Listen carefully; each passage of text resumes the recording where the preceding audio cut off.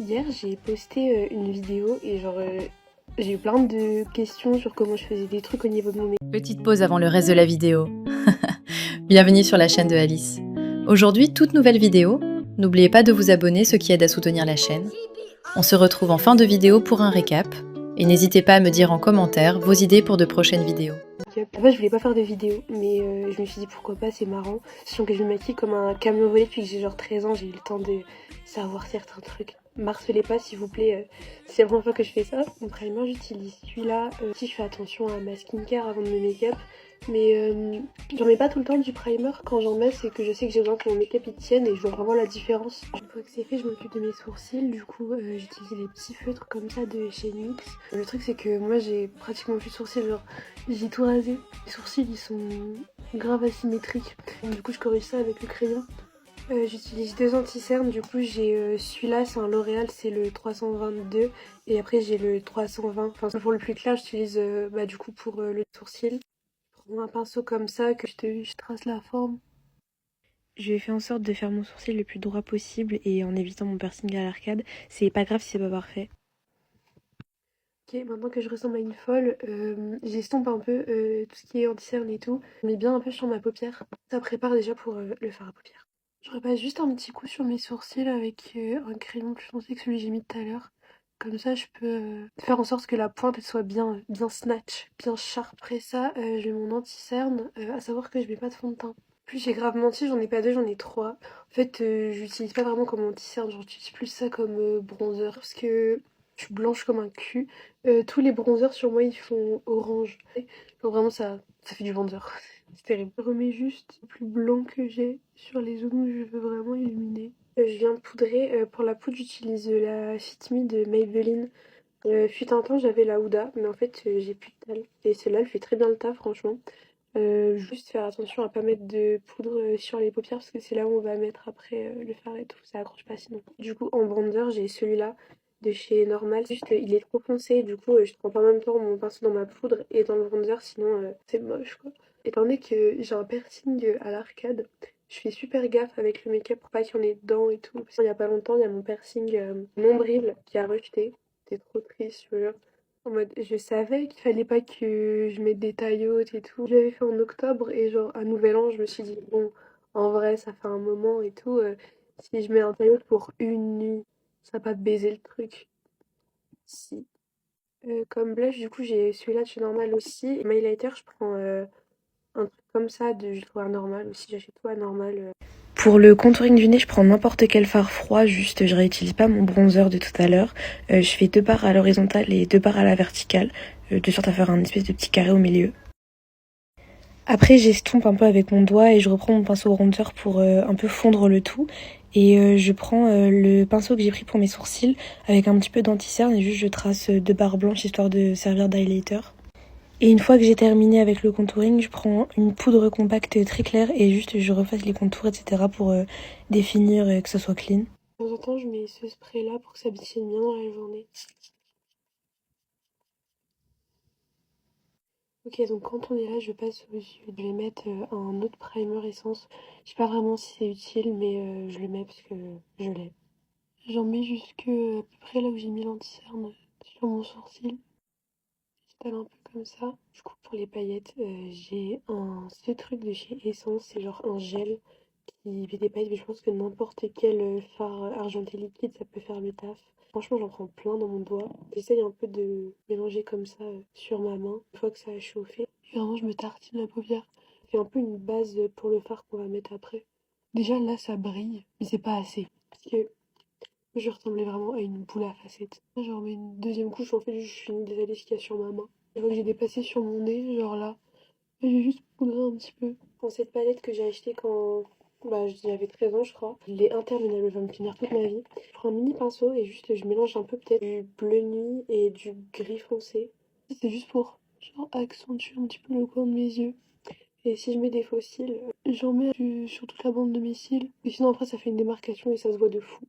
Histoire de faire un semblant d'eyeliner, que j'ai pas l'air débile avec la bande de mon faux cil qui se décolle. Et là il y a des chances que il y ait des chutes, du coup je prends mon pinceau teint et j'enlève genre. Ok, du coup là ça ressemble un peu à rien, on s'en fout parce que je vais mettre un autre fard par dessus qui va tout cacher. Du coup, c'est le Kiko, c'est le 01 Glitter Eyeshadow, il est comme ça.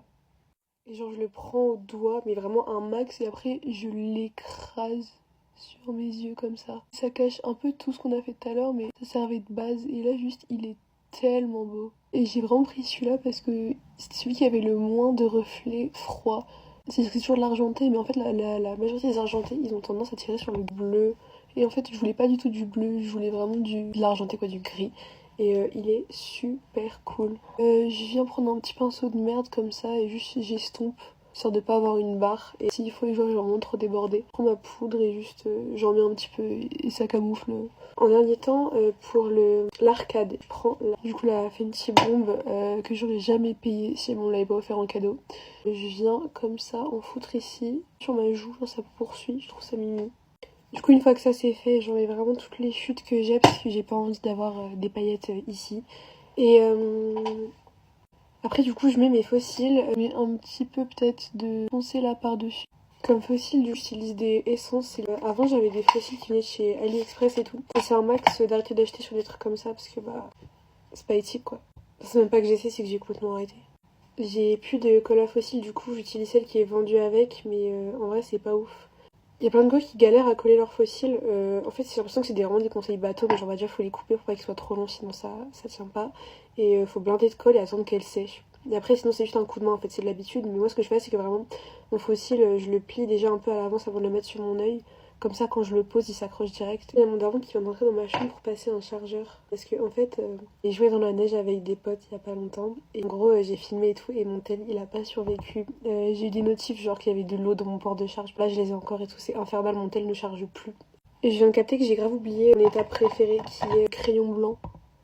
Parce que quand je mets de l'eyeliner ou quoi. En fait, je sais pas, je trouve que ça fait tomber mon regard. On dirait mes yeux ils sont fatigués, tandis que là. Je mets juste un peu de fard après le crayon parce que j'ai peur qu'il bouge et comme ça il se voit mieux. J'ai acheté ça à Carrefour, franchement ça fait grave le taf. Je vais pas mettre trop de talc dans des trucs de make-up parce que bah je suis étudiante et des talcs j'en ai pas. Normalement quand je mets du mascara j'utilise un mascara marron et quand je mets des fossiles je suis obligée de mettre du noir.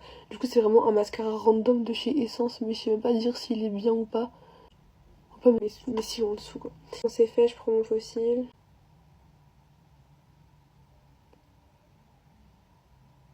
Et je touche plus. Il me reste plus grand chose à faire à part mes lèvres et ma petite étape secrète. Pour les lèvres, j'utilise les trucs duo de chez NYX. J'utilise pas le côté gloss. J'utilise même carrément ça comme lip liner, donc c'est pour vous dire.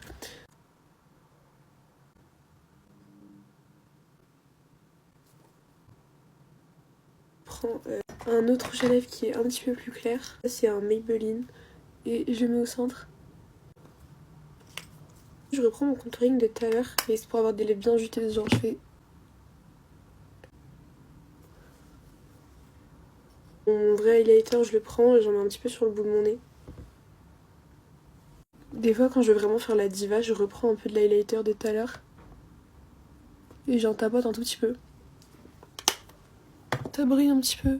Vraie dernière étape, je le fais pas tout le temps, mais je vais faire des taches de rousseur. Alors, oui, c'est un produit pour les racines. Grave cool. Faut un peu s'entraîner avec le jet. Faut vraiment appuyer tout doucement. Vraiment comme ça. Et ça fait un petit peu des. Je sais pas si on voit des taches de rousseur. Franchement, ça passe ou ça casse. Faut s'entraîner avant, mais je vais le faire pour vous montrer.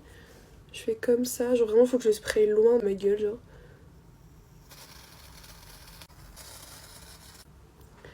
Et voilà. J'ai un peu scam tout le monde à la rentrée parce que tout le monde pensait que c'était des vrais alors que non.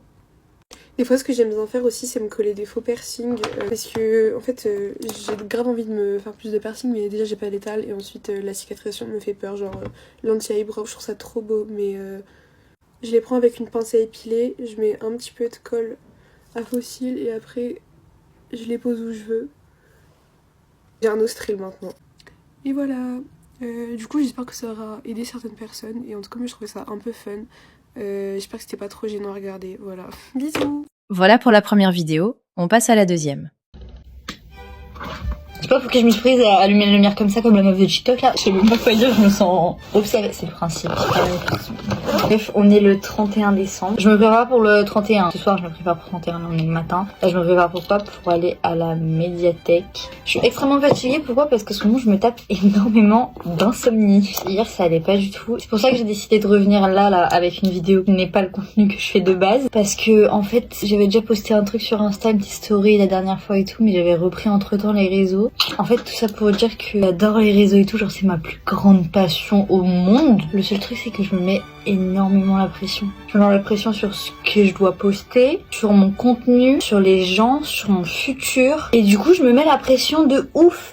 Je l'ai déjà dit. Et du coup, c'est un cercle vicieux en mode, des fois je suis fatiguée, du coup j'ai la flemme de poster, du coup je poste pas. Après je me sens forcée de poster, du coup je perds ce plaisir là. Après je procrastine par peur du fait que ça fait déjà une semaine que j'ai pas posté. Et après j'ai peur et je finis par ne pas poster et je sors de ce compte et je me cache genre. Je sais pas comment vous expliquer, mais en fait ça me fait peur.